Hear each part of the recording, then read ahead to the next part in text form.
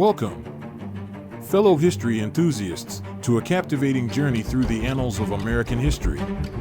In this video series, we're going to peel back the layers and dive deep into the fascinating world of U.S. presidents, from the founding fathers to modern leaders who have shaped the nation. Join us as we unveil the veil and uncover the remarkable stories, legacies, and defining moments that have defined the highest office in the land.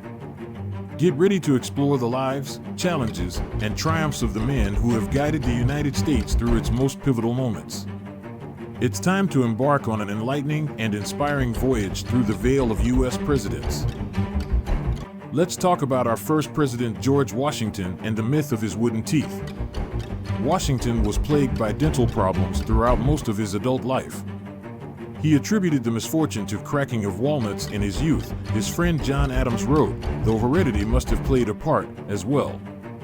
Bad hygiene too, though Washington wouldn't have been entirely to blame. It's not that George Washington was sloppy about dental hygiene, John Smith noted in Journal of the American Revolution. It's just that dental hygiene was practically non-existent in the late 18th century. In fact, in some social groups, taking care of your teeth was even considered effeminate or vain. But Washington was very wise about the message an image can send, and knew that in the Continental Congress, and as commander-in-chief and president, he had to look the part of a leader, which meant at least having teeth. Aside from the possible constant pain Washington endured from his bad teeth, he stayed on a constant life quest to, simply said, have teeth in his mouth. And he paid a lot for professional dental care all through his lifetime. George Washington wore several different sets of dentures over the course of his lifetime, none made of wood.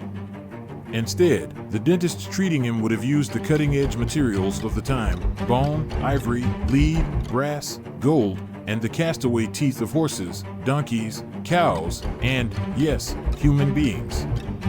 Washington is said to have saved his own extracted teeth for future use in dentures.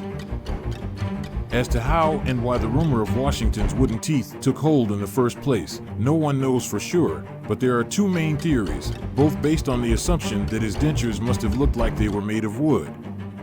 One holds that they turned mottled and brown with age, the other that their woodiness was due to Washington's habit of drinking fortified wine. Ivory and bone both have hairline fractures in them, which normally can't be seen. With Washington's fondness for Madeira wine, a very dark wine, over time the darkness of the wine started to darken the false teeth of the dentures. Then the thin fractures in the bone started to darken even more than the rest of the tooth, making the lines look like the grain in a piece of wood that misled later observers. 250 years later, we're still talking about Washington's wooden teeth. Like the cherry tree he never chopped down as a child, they are forever enshrined in American legend. If you like this content, consider subscribing and hit the like button.